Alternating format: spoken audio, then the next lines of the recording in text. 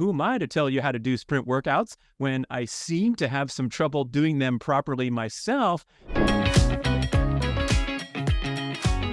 Welcome, listeners, to another Q&A episode. Thank you so much for writing in so many thoughtful questions and lengthy commentaries. A lot of them are success stories, compliments, or feedback for the show. So we are going to dig into the mailbag, and I can't wait to engage and race through the many pages backed up of people writing in at podcast@bradventures.com.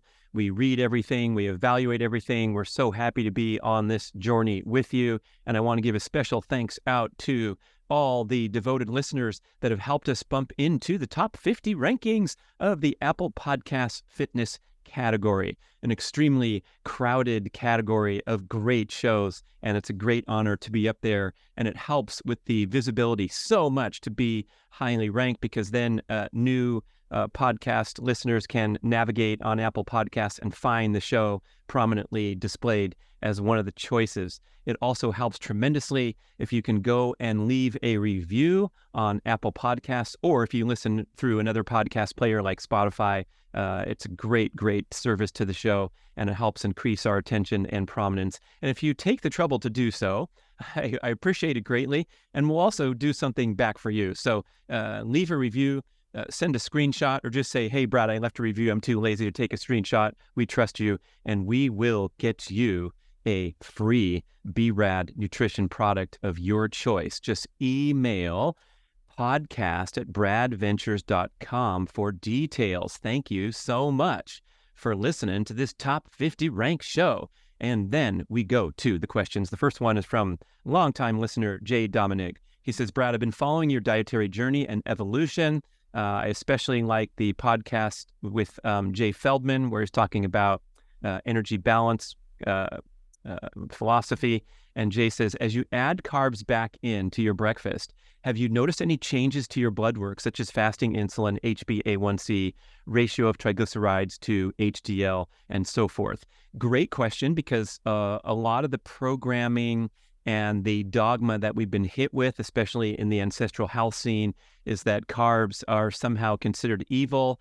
And this is an insight that I think is extracted from the disease paradigm, where we have massive numbers of modern population consuming too many calories in general, too many processed nutrient deficient calories, and not doing sufficient exercise, and therefore heading down those well-trodden disastrous paths to metabolic disease, cancer, heart disease, and all the major killers and causes of accelerated aging these days. So if you have good metabolic health and you're leading an active, energetic lifestyle, nutritious, easy to digest carbs are a very important aspect of how to get maximum energy, performance, and recovery. So one of the main changes in my blood work, Jay, that I've noticed since doing this little experiment to dramatically increase carbohydrate intake and total caloric intake that has now lasted for a year and a half or so. I started in May of 2022, inspired by Jay Feldman and many others who are singing the same tune about rejecting some of these notions that we have to devotedly restrict carbohydrates in order to perform or to get these metabolic and blood benefits. I've noticed that my blood work is still exceptional category. There's no risk factors to worry about. My fasting insulin is like 2.7, which is extremely low. The same with HbA1c, triglycerides to HDL. My HDL is higher than my triglycerides, so I'm better than the ideal 1-to-1 ratio. If you are in the category of carrying excess body fat, wishing you could remove it, having some concerns on your blood work, then you have a different set of decision-making parameters than someone who is active, energetic, and healthy with good blood work, obviously.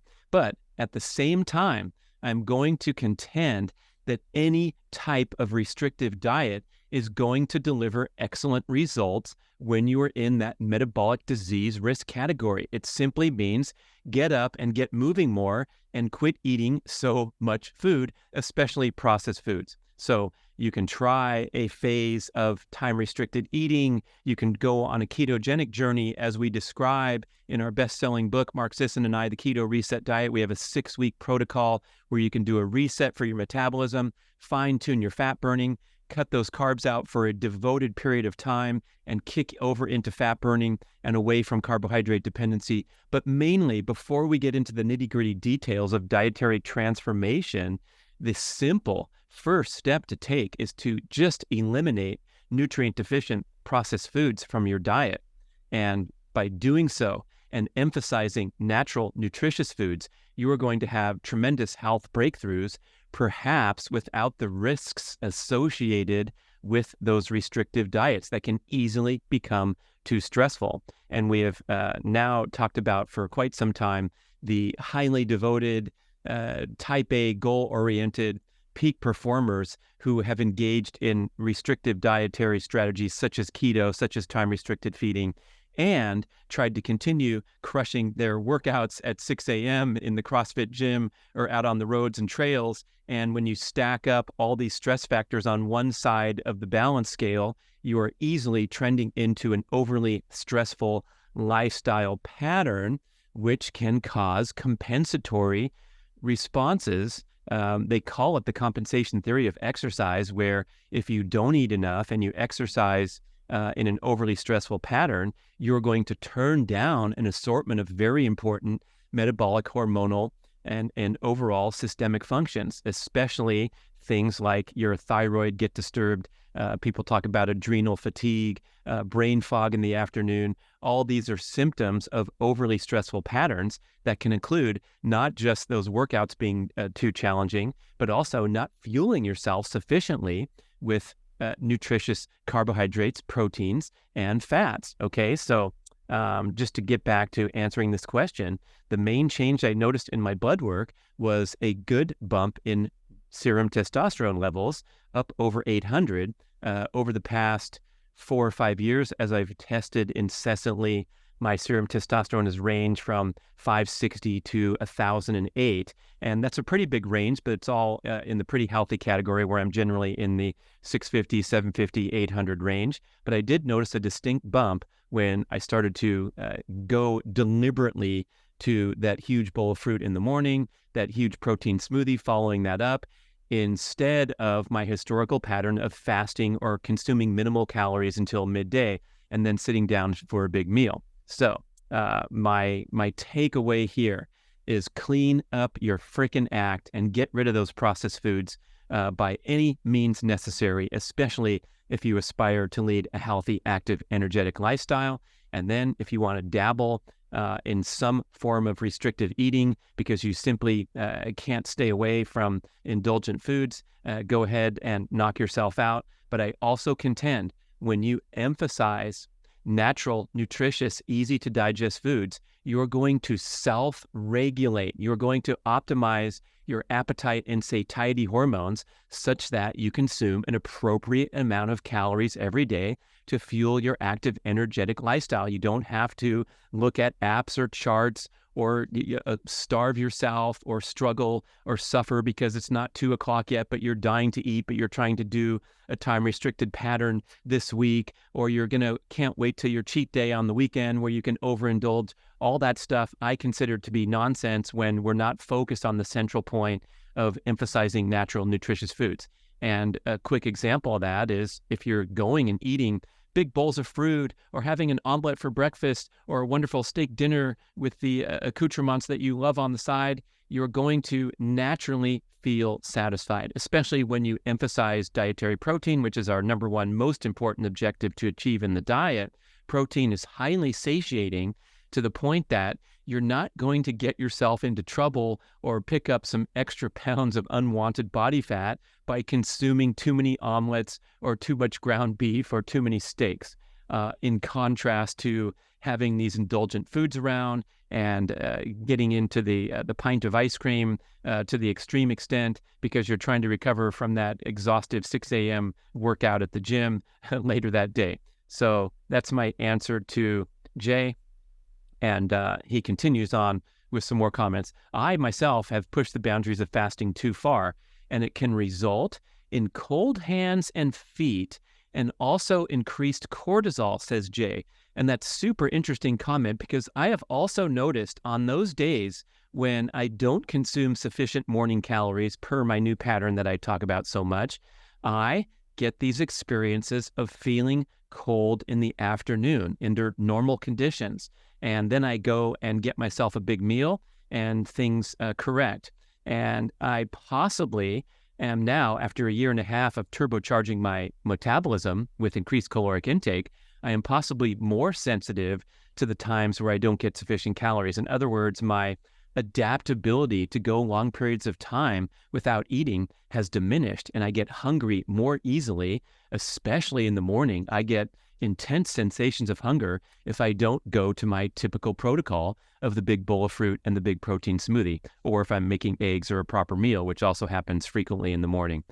Interesting, isn't it? Because we've talked for so long, especially with the ketogenic boilerplate and the low carb, the fasting communities saying, boy, I can work all morning and feel super productive and alert and energized, and I'm not even hungry anymore. And isn't that a fantastic bonus from doing all the hard work to become fat adapted? Now, indeed it is, if you're referencing the disease paradigm where previously you couldn't do so much as skip a single meal without feeling famished and reaching for the nearest vending machine or getting brain fog and so forth. Those are signs of poor metabolic flexibility. So I'm not going to discount or unwind any of the stuff we've talked about, but I also echo Jay Feldman's wonderful position that he described on our podcast interviews, where perhaps experiencing sensations of hunger is a good thing because you have turbocharged your metabolism and you are a more active, energetic being that is maybe not best served to wait around until 12 noon in the name of health like I did, versus going and getting some nutritious food to fuel a busy day. And that side effect of turning down thermoregulatory with cold hands and cold feet is definitely a proof or a validation that your body will turn down the flames when you don't fuel it sufficiently. So now Jay says, my own breakfast has evolved from fasting or just eating fat and protein to where now I'm eating a 3-egg omelet, a piece of fruit, black coffee. I do like adding carbs back in, but I don't want those wild spikes and crashes in blood sugar that I used to have with the standard American diet.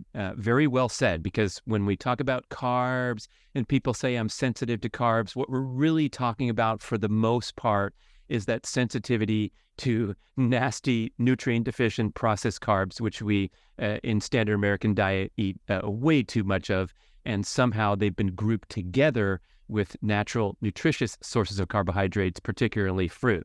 So if anyone wants to write into the show or stop me on the street and say, hey, Brad, actually eating fruit can be unhealthy and you can overdo it and damage your liver with too much uric acid, I will shoot back in your face and say, look, you are talking about insights pulled from the disease paradigm of people who have poor metabolic health. And I challenge anyone to tell me that my beautiful bowl of fresh fruit every morning is unhealthy. Okay, this is still Jay talking on a different subject. He says, I heard a recent podcast from Saladino where he reviews his blood work, and Paul mentions that he too has improved some of his markers, especially free testosterone, by phlebotomy to lower his iron levels. Do you have any thoughts about this? What are your views on total testosterone versus free testosterone? Do you know athletes that pay attention to their ferritin level? That's about, 6 questions in one paragraph. Nice, man. That's why I like the sharp listeners. We don't got no fluffy questions on this show. So improving free testosterone through phlebotomy, I have never heard of that. I will certainly accept Saladino's explanation, as he's a well-trained physician and knows a lot about this. We are very familiar with the risks of higher iron levels associated with all kinds of disease risk and poor metabolic health.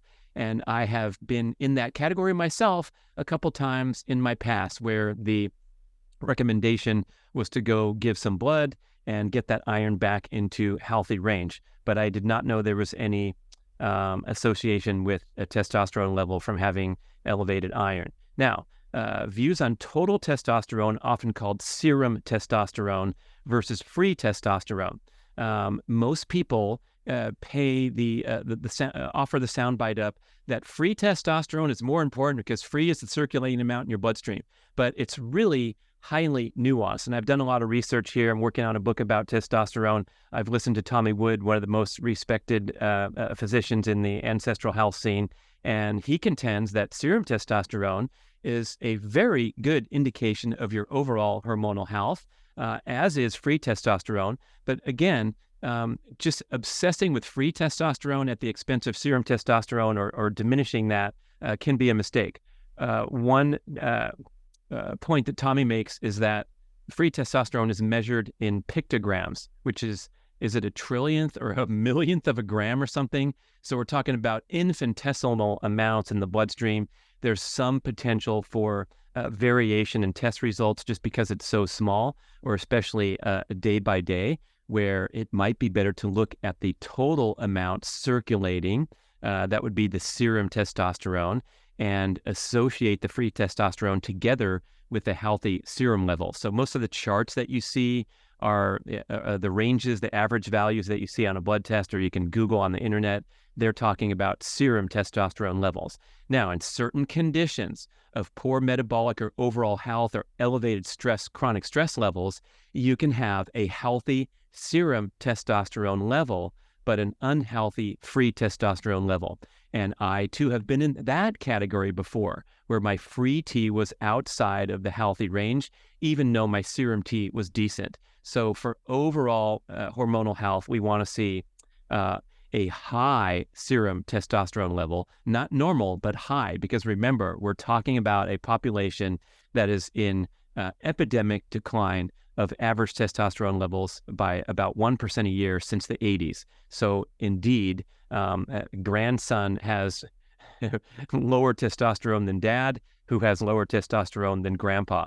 And this is a disaster. It's blamed on many things, including the environmental pollution, the estrogenic influences in the environment, the chemicals from our skin care, home care, cleaning products, detergents, drinking and consuming food out of plastic containers, all kinds of things. The EMFs are being blamed for this too, as well as the global obesity epidemic and the epidemic of poor metabolic health and the increased incidence of visceral fat accumulation around the abdomen, which is a known testosterone killer.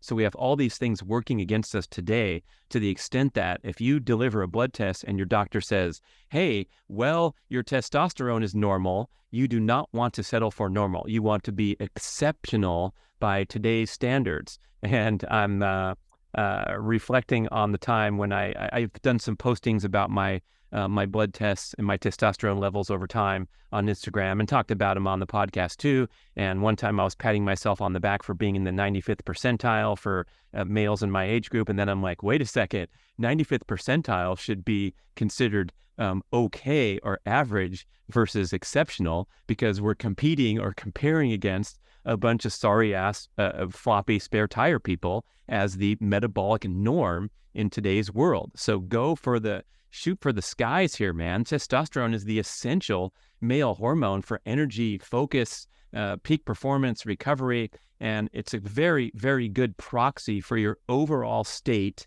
of general health and fitness. That's why I test it obsessively. It's very sensitive to changes in things like your overall stress levels. So if you have high cortisol, that is known to antagonize your testosterone levels, and that will get you away from chronic stress lifestyle patterns. In my case, as I mentioned, my range from 560 to 1,008, I think most of that variation came from my training patterns, particularly when I was pushing things a little too hard and I would go in and deliver a lower number than the previous time. So get your testosterone optimized, both serum and free. Certainly don't obsess on free testosterone at the exclusion of serum testosterone. We want both of those numbers up high. And I thank my consultation with Merrick Health for suggesting some targeted supplementation that seemed to give me a significant bump in my free testosterone levels. And that was taking things like boron and vitamin B6. And you can check out a personal blood consultation service where an expert can give you some recommendations rather than me making a blanket recommendation. Try this supplement and you'll raise your free testosterone. Not that simple. Okay, so I think that covers the question from Jay. And now we go to, more stuff from Jay. Hey, that's what you get when you get a great contributor. Brad, can you do an episode on your daily diet but get more into macros? How much protein, fat, and carbs do you consume in grams at each meal? My answer right now, I can save you the trouble. I have no freaking clue. The last time I measured my macros was many years ago in the course of writing actually several books where we put in some dietary measurements and sample meals. Like, what is an omelet? It's 43 grams of protein, 12 grams of carbohydrate, and 27 grams of fat. So we have all that stuff archived for eternity in the Library of Congress and elsewhere that you can look up and get some great stuff in there. I believe the Primal Blueprint 21-day total body transformation, as well as the Keto Reset diet, had a lot of macro analysis in there. Personally, I think it's a waste of energy and time, and I don't want to over-obsess on things like that to the extent that it crowds out better things to do with my day and ways that I can be more productive or enjoy my life more. So I can't imagine measuring my caloric intake. And we also have to recognize that when we're playing around on the internet or getting our fancy new app that's talking about calories, we are making a quite poor estimate of the true caloric contribution of the food you eat, and also a pretty poor estimate of the amount of calories that you're burning during a workout. So when you go to the gym and you squeeze the handles, or you're wearing a smartwatch and it said that you burn 437 calories during your hike or your workout, it's just really a wild guess based on some things that can range a lot.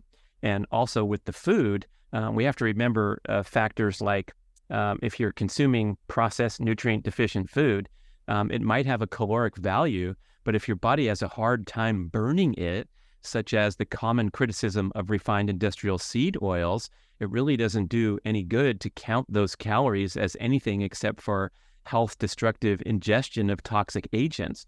It's also interesting to recognize that there's a so-called thermic effect of food, and depending on the macronutrient, a portion of the energy goes to digesting the food itself, protein being by far the highest. So it's believed that the thermic effect of ingesting protein is around 20%. So if you have 5 eggs, one of those, 20%, is the energy, the caloric energy is devoted to digesting the protein. Also, protein is very almost impossible to actually use to burn for caloric energy for output.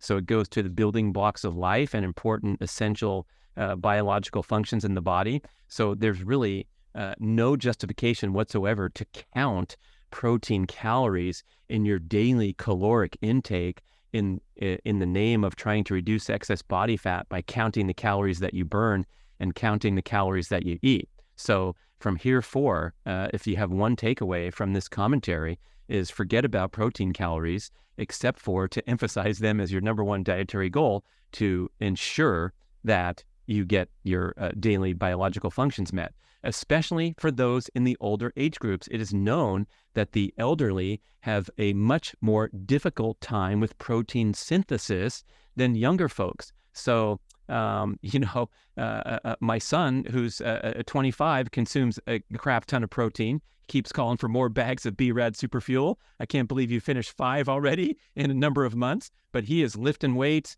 He's maintaining a frame with 215 pounds of solid muscle and chowing on the protein. But my mother, who's 86 and active and energetic and doing great, also has increased protein requirements. So they should be fighting in the cupboard over that bag of B.rad Superfuel to make sure that they go over and above and get very good dialing in of necessary protein intake. It's also believed that many seniors do not consume sufficient protein because they're not out there cranking up the blender and pouring these big smoothies like the kids that coming home from the gym are. So there's a lot of categories of people that need extra protein, and it's believed that a lot of people are falling short. And when you fall short on protein, you will get tired. You will not recover as well from stress and from workouts, and you will turn down essential metabolic functions to where you have those afternoon blues and brain fog and increased risk of injury and soreness and stiffness after workouts. So get your protein needs dialed and don't worry about counting calories. Also, as Jay Feldman talked about, when you consume junk like refined industrial seed oils, processed sugar, chemical-laden foods, they promote the release of endotoxins. That's internally manufactured toxin, namely lipopolysaccharide it's called. They promote the release of these chemical agents into your bloodstream such that you have a difficult time burning these nasty processed food calories for energy, and you slow down your metabolism. It also interferes and causes difficulty with burning stored body fat. That's why these seed oils are blamed as the number one culprit for insulin resistance and metabolic disease these days. They interfere with your ability to burn body fat. So if you can't burn stored body fat, you become reliant on ingested calories. And if you're ingesting crappy calories, you are going to go down that path to obesity, metabolic syndrome, type 2 diabetes. So again, clean up your diet. Oh, here's a fun question, the final one from Jay. Brad, if you were named Surgeon General of the United States of America, what would your recommendations be for the general public in terms of diet, exercise, sleep, sun exposure, breath work, etc.? Thank you for that question. Here's what I would do. First things first, I would make every government worker, because I would have some influence and control over millions of employees work for federal, right?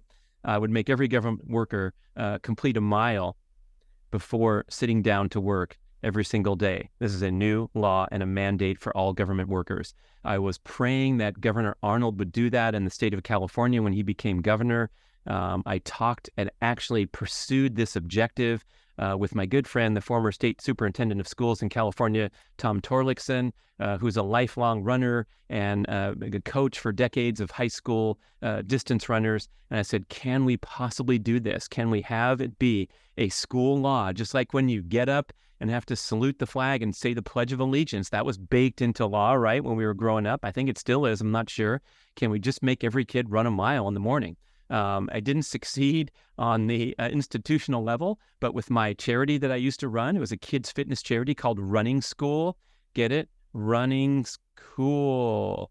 Running School. We went into targeted elementary schools and put on these great fitness events several times a year to encourage the kids to enjoy cardiovascular exercise and get out there and get active and even compete and try to improve their times in the widely tested fitnessgram, it's called, where they used to be called the presidential fitness test, where every kid in 5th grade in the state of California is tested at their time in the 1 mile run.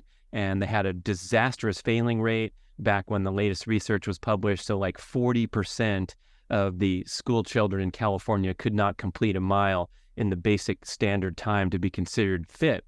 And this is a great predictor for lifelong disease patterns associated with being inactive and unfit. So we tried to do something about it with Running School. And at my kids' elementary school, I succeeded in starting the day with what we called the morning mile. And we had parent volunteers out there on this course that circled the entire school. And when that first bell rang, the principal and the teachers all bought in to give the kids an extra chunk of time. When the bell rang, rather than reporting to class, everyone dropped their backpack and went to the trail and completed a lap around school and then went into class. So we had a small little blip of light covering this big picture of an inactive population. And if I were Surgeon General, I would step up and call that press conference and say, if you work for the United States government, you need to get your butt in shape. And the first thing you're going to do every day is complete a mile. What would I do with on the diet side? Well, I'd try to get rid of the government influence and the flawed public policy and the lobbying and the subsidies for things like corn and soybean oil, and that would be kind of fun. I would put processed food advertising in the same category as cigarettes and tax the shit out of all that stuff. And that's the only way that we're going to get, widespread cultural change, is to properly identify these things as poisons and disease-causing agents that should never be ingested. Have the Surgeon General warning on a bag of potato chips rather than just on a pack of cigarettes. Oh my gosh, that would be super fun, huh? Item number 5, still Jay. I enjoyed your recent episodes talking about Liver King's PED scandal. I just want to say, I think I speak for the audience when I say you are a real Liver King. You're in the top 1% of fitness for your age group, have visible abs, and you're honest with us about what you take. Thank you for creating all this great content and allowing you to join us on this journey. Thanks a lot, Jay. I appreciate it. And yeah, on that subject, as I talked about back when the scandals broke, and the big picture insights about what we owe the public when we're a public figure and communicating in broad forum. Everything I've ever said on this show is completely honest and not embellished. So I'm going to go back through the 400 episodes and validate that I'm not here saying that I do something that I don't do to make me look better, because I think that's real trouble, and that's the least that I owe the audience. So when I talk about my running injuries, I'm ashamed and embarrassed to admit that I make these mistakes, possibly due to misplaced competitive intensity and perhaps even flawed training protocols. So who am I to tell you how to do sprint workouts when I seem to have some trouble doing them properly myself, because there goes my strained glute muscle again, and I have to back off for a couple weeks. But I'm certainly honest about the shortcomings and the failures and the rethinking and recalibrating of my fixed and rigid beliefs so that they're never fixed and rigid, and I'm always open-minded. So I'm going to pound my drum like I just did, saying what I would do when I was Surgeon General, but it's really, really important to have an open mind, think critically, and test and refine and evaluate things for yourself rather than just doggedly adhere to a dogma because it's familiar to you, and things that are unfamiliar or counter to your belief systems cause you to recoil. So I will have responsible, interesting conversations with someone who's in the vegan camp, which I am not at all supportive of. And I'll talk about how that's a high-risk diet. I will validate their arguments, especially on the morality side, where they want to be good to the planet, therefore they've chosen not to eat animals. I will point out that mainstream agriculture is also highly destructive to the planet and the greenhouse gas emissions and all those counterpoints. And we'll talk through things, but I'm certainly not going to dismiss someone who believes differently than me, especially when there's a lot to learn from people that are on the other side of, let's say, a debate issue. Okay, and now we go to Bryce. Next question. He's an active 35-year-old who likes to keep in shape. Intermittent fasting for individuals who are already metabolically healthy and have good body composition is really not needed. My opinion, it's ideally for people who are still carb burning and have a lot of body fat to lose and have not trained their body to be fat burners. I used to religiously track and fast all the time, but I realized I was actually losing muscle mass, not able to get enough calories in on such a restricted eating window, and generally felt like I didn't need to since I'm fit and have achieved good body composition. Also, too much time-restricted eating spikes cortisol and can become very rigid and restrictive. I still go periods of time without eating. Of course, I no longer go purposely out of my way to time-restricted fast. I used it at one point as a tool in the toolkit, but too many people are getting overly consumed by fasting and eating windows. I also generally try to eat my main protein meal earlier in the day to allow more time to digest, like a big steak, and try to do all my eating during daytime hours. And also, way too many people are fasting all the way through the day and eating a big meal late at night. I have started to eat more during the day and will stop eating from dinner till lunch. Okay, very well said. Thank you very much, Bryce, especially a active 35-year-old who's metabolically healthy.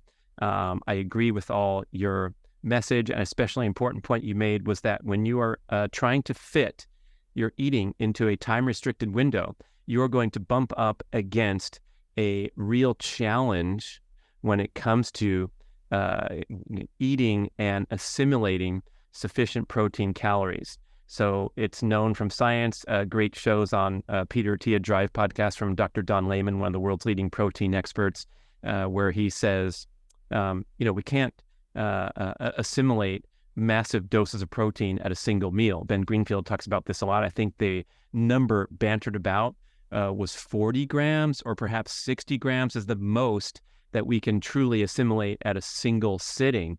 And we want to strive to get somewhere around 1 gram per pound of body weight. That's on the high side of the recommendations, which I am now sticking to and promoting. And it's also easy to remember. So we want you to get around 1 gram of protein per pound of body weight per day. And so now if you're getting up there into, for example, I weigh 165 grams, if I were to try and eat in a time-restricted window, knowing that I can only get around 40 to 50 grams of good assimilation per meal, I'm going to be hosed there because I only have this many hours to eat. That's going to be like eating 4 meals inside this 12 to 8 eating window or whatever I'm doing. Dr. Layman made a great point that he recommends getting protein first thing in the morning is super important because otherwise, since you have been fasted during your overnight sleeping period, you are going to go into catabolic to get your caloric needs met in the morning. So first thing in the morning, protein to maintain metabolic or anabolic state and avoid catabolic state, I think is a really good point. And he also said you want to take some protein at the end of your eating day. I like how Bryce says he doesn't eat after dark. I'm not quite there. Sometimes you're going to see some popcorn or some chocolate leaking in after dark, but good overall strategy to finish your eating in sufficient time to allow your digestive system to rest and set you up for a good night's sleep. But as your last act, a scoop of superfuel would be a fantastic idea to set you up for a nice evening of repair and restoration and rebuilding, because that's when the main rebuilding occurs, is during your overnight sleeping window. So you definitely want to have the amino acids circulating in your bloodstream, not overburdening your digestive system with a huge smoothie right before bed, although my son does that a lot, and that's how he's able to keep on a lot of extra muscle mass, which is his goal. But if you can just take that final scoop of protein, making sure that you're topping off your daily requirements and not getting into that deficiency, which can be defined as catabolic state as opposed to anabolic or metabolic, that is a great tips overall. And again, if you're someone who's struggling with excess body fat, you don't have that, you're not giving yourself that full license to go and eat whatever you want all day long, you need to implement tools like time-restricted eating, intermittent fasting, carb restriction for a ketogenic period. All those things can be highly effective, but we would like to view those as tools rather than the necessity of adhering to a time-restricted eating window for the rest of your life in the name of health. And I do appreciate how many of the leaders are now backing up, unwinding some of this commentary about how calorie restriction is equated with longevity. And it's simply been unproven ever in studies with humans, because we can't very well starve humans in the name of science and say, hey, these people lived 10 years longer than these guys who ate a lot of food and these guys were starved. We do have some great data from something called the Minnesota Starvation Experiment, which occurred with conscientious objectors to the Vietnam War. So rather than serve in the military or go to jail, they were offered some alternative options, and one of them was to go to a ward at the University of Minnesota. So this would be, I believe, in the late 60s, and they spent several weeks in there with very precise calorie restriction / starvation in the name of science. And there's some great podcasts about this. Malcolm Gladwell has one where these guys talk about the lifelong implications and repercussions from performing such a brutal experiment. The results were not pretty. These guys pretty much wasted away. They became obsessed with food. They had all kinds of health and metabolic problems that occurred and were difficult to unwind. There's one family members are interviewed talking about how their dad always had food with them wherever he went for the rest of his life because his brain was so traumatized by the Minnesota starvation experiment. But a simple takeaway was that, everything tanked, especially things like testosterone and other important blood values from consuming insufficient calories. So starving the human has not been proven to do anything but lead to disaster on the extreme side. Now, can you extend your lifespan and escape disease patterns if you tone down your overconsumption of calories and your under-exercising? Of course, that would be the essential goal to turn your health around. Dr. Lane Norton simplifies it with the term energy toxicity being the main problem with global metabolic health today. And energy toxicity is simply that you are storing more calories than you are burning. And the way to address that is to get out there and get moving, and then minimize your intake, especially of nutrient-deficient processed calories, as I talked about before. So that goes for everybody. And you can go into a quick program to drop several pounds of excess body fat by any means necessary and by any gimmick that you want. But looking at big picture, we simply want to emphasize natural, nutritious foods, and we are going to be looking really good over time. Okay, another question. How can parents prioritize protein for their kids when eating at home? What about when eating out? What kind of fast food choices? And the same question for adults. How can we make smarter decisions when eating in restaurants? Well, I mean, when you prioritize protein, you can do pretty well in a restaurant by asking for, I always get my hamburgers with a lettuce wrap because I don't want to eat their nasty bread. I'm a much bigger fan of going to the farmer's market on the weekend and buying a fresh loaf of bread, which lasts, I think, 2 or 3 days and then starts to be beyond prime time. But when you have that fresh baked, and I talk to the bakers and how they're using only the freshest natural ingredients, I'm now back on the bread train after avoiding bread entirely for over a decade in the name of getting away from the grain-based diet. Now, when you make good, sensible choices in fresh baked products, I tremendously enjoy adding sourdough bread to things like a hamburger or eggs or things that I can control at home. But when you're out dining, stay away from the processed crap and try to do the best you can with what they're offering on the menu. And I will have intricate conversations with the server to see if they can do things my way. Like, please, can you cook my omelet in butter rather than vegetable oil? And they'll say, let me check. I'll be back. I'll ask the kitchen. Okay, thank you. Please do check. If you're talking about P.F. Chang's, sorry, guys. The guy came back and he said, no, I'm sorry. I cannot cook your Brussels sprouts in butter. We only do it in oil. And I go, well, that's not a very satisfactory answer. I can't believe you're saying no to me. Are you sure? And boy, I took the matter up to corporate. I sent some lengthy, thoughtful emails, did not get a reply from P.F. Chang's corporate. So I pounded on that hammer. That's one thing you don't want to do to me. If I write a long, thoughtful email and you don't even reply, when I go out of my way to help you as a corporate entity serve the population better and have a healthier menu, oh no, I am not going to give that one up. So I finally got some response there, and I believe the resolution was that they offered me a $25 gift certificate, but pretty much said that they weren't going to tackle that challenge of transitioning from vegetable oil over to a healthy cooking fat like butter. And I think my answer was like, so you want me to spend this $25 on some more nasty food that you refuse to modify? And anyway, that's our mid-roll commercial for P.F. Chang's. Don't go there because they don't care about your health. And I've been going there for a long time. Love a lot of their entrees. It's delicious food, but kind of a bad experience there. So I'm going to share that with you, just like I promised to share everything. Oh, here we go. This is a YouTube comment about a comment written on YouTube. That's not my favorite way to engage because I can't really reply like I can an email. Our team can't reply very well, but we certainly do appreciate you commenting on the YouTube videos that we publish. And so this is going to be my indirect reply to Joseph. So it's about the show that I did inspired by the training methods of the great Jakob Ingebrigtsen, whom I just saw in person up in Eugene, Oregon at the Diamond League Prefontaine Classic, where he doubled back-to-back days with sensational, some of the greatest distance performances of all time. He ran the second fastest mile in history in 3 minutes 43, and the next day came back and beat fresh athletes with the fourth or fifth fastest 3,000 meters in history. So this guy is at the very top of his game, one of the highest performing athletes in the world and the greatest middle distance runner in the world.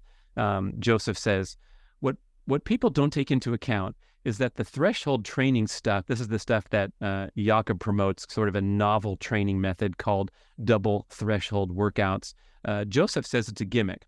The real reason for Jakob's success is that his dad started him running at a young age. He had a 10-year head start to begin building mileage when most kids are playing soccer or football. If you haven't noticed, the best chess players, football players had parents who got them started at a much younger age than their peers. I'm going to interrupt there and say, that's a good point. An early start is helpful. Tiger Woods got started at 2 years old and was hitting great golf shots when he was 3 and 4 and 5. But it's not the end all, man. So there's also examples of athletes who have come to sport later and excelled.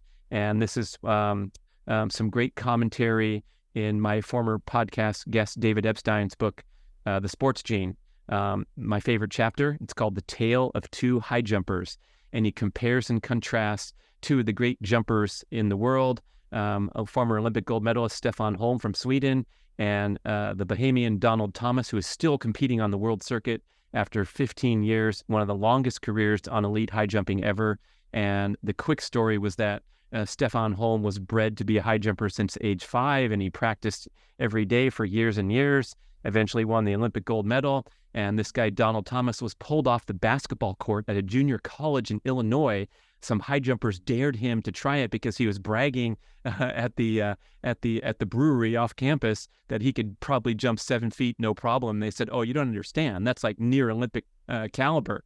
And they took him out to the track, and his very first attempt at high jump, the first time he learned the event or saw the event of what it was all about, he jumped somewhere around 7 feet. And they dragged him straight to the track coach's office and said, "We just pulled this guy off the basketball court and he just cleared 7 feet in the high jump." And the coach is like, "No way, not true." And less than 1 year later, after first being exposed to the high jump, this junior college basketball player from Illinois, representing his nation of the Bahamas, won the world championship in the high jump, clearing a height of 7'8", 2 meters 30 or thereabouts. And so it was the compare contrast to say that those who are genetically gifted and of course have whatever athletic background he had as a baller was able to translate that immediately and quickly, a direct in-your-face dismissal of the widely touted 10,000 hour rule. It's just not true. It's not that simple. But hey, getting kids started in anything that they have a passion for and that can challenge them to be especially more active and athletic is great. So that will help me get back into Joseph's letter. Parents got them started at a much younger age. Also, Jakob was born into a family with Olympic medalist brothers to train with every day. They were doing great consistency since a young age. Now, if a high schooler who just started this and bought into Jakob's training protocol, they would never become good enough to get recruited by colleges.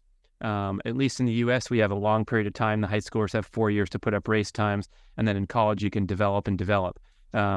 Then you, if you don't make the team, you're going to probably drop out of the sport. So we need long periods of development, I think, is his comment. And I appreciate you writing in. And it's probably a fair reflection to say that whatever specific protocol that Jakob is following, I wouldn't call it a gimmick. That's a little harsh, but it's just one element of his overall success formula. And one huge element indeed has been that he has been focused on these goals since age 11. And I will plug the fantastic YouTube series. It's a reality TV series filmed in Norway called Team Ingebrigtsen. And the documentarians spent a decade with the family. Again, Jakob has 2 older brothers that were both European gold medal champions and world champion or Olympic medalists in middle distance. So this running family was fascinating to follow for such a long period of time. And they have interviews with Jakob at age 11 saying, "Oh yes, my goal is to be faster than both of my brothers and to be the greatest runner in the world." And so here's this kid talking at 11, and now he's actualizing all those goals, and it makes the reality show that much more special. How's that, everybody? What do you think? Yeah, Jakob is something else. Look him up on YouTube, and you can see some of his racing. So Larry says, I've been subscribed for some time. After benefiting from the keto lifestyle, I find your videos very confusing as of late. I understand we're all different, but obviously you've never had a weight problem and you're an elite athlete. So thank you so much, Larry W., for the direct feedback. And I can understand how it might be confusing when I am a proponent of ancestral diet, the devoted elimination of nutrient-deficient processed foods, especially all manner of refined grains and sugars. And that means that you are, by definition, transitioning from standard American diet to what could be fairly called a, quote, low-carb diet. And now I'm here extolling the benefits of slamming a whole bunch of fruit every morning and making a devoted effort to go and find increased carb intake every single day. So again, I want to back up and distinguish between nutrient-deficient processed carbs, which will destroy your health, whoever you are, or are unnecessary, whoever you are. Even if you're a high-calorie burning athlete with a six-pack who can slam down whatever you want, more bowls of cereal at night, and be no worse for the wear the next morning, it's still, an athlete has high performance needs and high nutritional needs. So I still don't see the justification for consuming nutrient deficient processed carbohydrates. And it can be fairly called one of the biggest problems with the standard Western diet, along with refined industrial seed oils and all the processed foods that are made with ingredients like processed carbohydrates and seed oils. So I don't think there's any confusion there. And I don't think anyone can accuse me of dispensing confusing information on that point. But to Larry's other important point, I've never had a weight problem and I'm an elite athlete. So perhaps that puts me in different parameters. And indeed, I've said that myself. I've said it several times, even on this show. So if you're carrying excess body fat, I will help you with a lot of programming and content to first clean up your diet and go point toward nutritious foods. Get the junk out of your cupboard, get it out of your refrigerator, go to the farmer's market, buy some eggs, buy some fruit, buy your favorite vegetables, buy some grass-fed beef, buy some pasture-raised eggs, go and get the oily cold water fish, and stock your environment with nutritious foods. And then we will check in a year from now and see if you've turned the corner from the accumulation of spare tire or getting rid of some of that excess body fat. I guarantee you're going to succeed simply by turning over to nutrient-dense, easy-to-digest foods. That's why I published my Carnivore Scores food rankings chart that you can download for free at bradkearns.com. And it's a tiered ranking system of the most nutritious foods on Earth, both in the animal categories and the plant foods category. And I really am convinced, after so long spending, obsessing and immersing into this world for 15 years and writing so many books about the topic and studying so many other great leaders and great researchers, that it really is the main gateway is to just clean up your diet, and then you're going to have tremendous success. And then if you want to write a year from now and say, hey, Brad, I only consume the most nutritious and well-chosen foods, and I'm still carrying 10 pounds of excess body fat. I guess I eat too much fruit, consume too many eggs, have too many servings of ground beef, or drink too many quarts of raw milk from the dairy that I drive out to and buy things fresh every week. What can I do? And then we can have some further discussion about refining and optimizing. But I still have yet to meet someone who is eating so cleanly and still struggling with excess body fat and adverse blood values, except for people who are still in recovery from long traumatic metabolic experiences, such as decades of working too hard, sleeping too little, eating shit food, and thinking they're going to turn it around with a 6-month spa protocol of cleaning everything up. Sometimes you have to be more patient. Sometimes the approach to exercise is overly stressful, so you kind of go in a circle and come back to square one, where you're burning so many calories in exercise and so exhausted and depleted that these nutrient-deficient processed quick energy foods find their way back into your diet because you're over exercising. So everything has to be dialed and optimized. And I guess I'm referencing all the content that I try to put out there on this show, because we have sleep experts, we have fitness experts, we have everyday movement experts, and we have diet experts, and all the messaging needs to be rolled together to get things to happen and to get away from these disease patterns that are so common today. Gary Green made a quick comment on YouTube, and he said, how about a discussion about heavy metals contained in dark chocolate?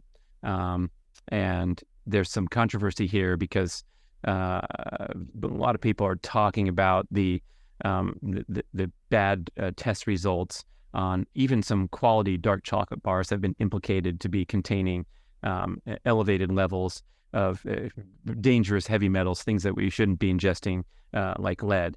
And I asked my former podcast guest and artisan chocolate maker, Sean Askinosie, about this. And he said that these contentions have been exaggerated. And if you have a test result that says the levels of lead found were 12 times higher than the allowable, he pointed me to an internet article where we're talking about such low amounts that it's kind of a misinterpretation of the results. There's no health risks involved.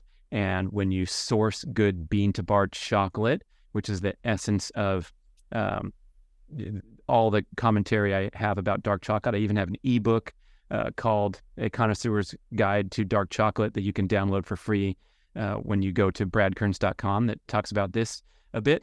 But the heavy metal risks have been exaggerated for headline alluring, and it's generally nothing to worry about when you source good quality chocolate from bean to bar providers. And that distinguishes from the commodity chocolate that you see the major brands putting out, where the actual raw material comes from unknown origin, poor quality control standards, and especially from countries in Africa that are poorly regulated, that are very likely using child slave labor to bring you that inexpensive Hershey bar, Nestle's Crunch, Snickers, Milky Way, all the main stuff. So that's why I'm a big fan of the bean to bar chocolate movement and the fair trade stamp that you see on many bars, or when you contact the manufacturer, they assure you that they are a bean to bar provider, which means they know where they got their beans. They sourced them from farmers working with sustainable methods, not using child slave labor. And you're basically, just like many, many other products, you're scrutinizing the source, just like when you go and get grass-fed beef from the local farmer 30 miles away, and he's selling his wares in the farmer's market, as opposed to getting the mainstream animal foods that are produced by concentrated animal feeding operations, and all the health objections and environmental objections those have. Last question for this show from Blue Dog on YouTube. Hey, Brad, I totally busted out laughing when you said, we officially invite you to F off. I'm going to give that supplement a go. I'm not one of those people who sits around taking supplements and expecting wondrous things to happen. I think that was some of my commentary. I'm trying to keep some perspective on some of the claims that you see made about supplements and how amazing they are, and how now your workouts are 15% better than they were last week. Having been immersed in that world as a professional athlete on the triathlon circuit for many years, and being approached by so many people with their products claiming that they can improve my performance by 5%. And I'm like, wait a second. So you're telling me if I take this stuff in this bottle, I'm going to beat all these other competitors who are racing very hard and are the top guys in the world? I'm going to now beat them by a minute? You're full of crap. Don't even talk to me about that. Let's get reasonable and realize that the main goal of supplements overall is to supplement a healthy natural foods diet. So there's no performance breakthroughs that are going to be found with supplementation. It's only really going to be limiting the damage and destruction that's caused by strenuous and stressful workouts. So even when I talk about the whey protein and the creatine in the Superfuel, We're talking about a convenient way to get your protein needs met. And same with the creatine, a convenient way to get the doses of creatine that your muscles need to optimize. And it can make you perform better, recover faster, be stronger, but only when you do the work necessary to maximize the benefit of the supplement, and realize that it's very difficult to, with eating natural whole foods alone, it's difficult to get enough creatine every day. And it's difficult to get enough protein every day. But if you were able to, like my boy Andrew at Power Project, who eats 10 eggs every morning, he is probably not a great candidate to go and supplement with more protein or more of the great B vitamins or choline that are in the egg yolks, because he's consuming so many eggs every single day. So I want to put that term supplement in the forefront of your mind and realize the literal meaning of it, rather than looking for shortcuts and buying into all the marketing hype and the glitz and the messaging that is used to sell products, thinking that you're going to get some amazing breakthroughs. So thanks for that comment, Blue Dog. And thank you all for listening, watching. If you want to join the conversation, send an email to podcast@bradventures.com. And I will see you next time for more Q&A. There's more, always more.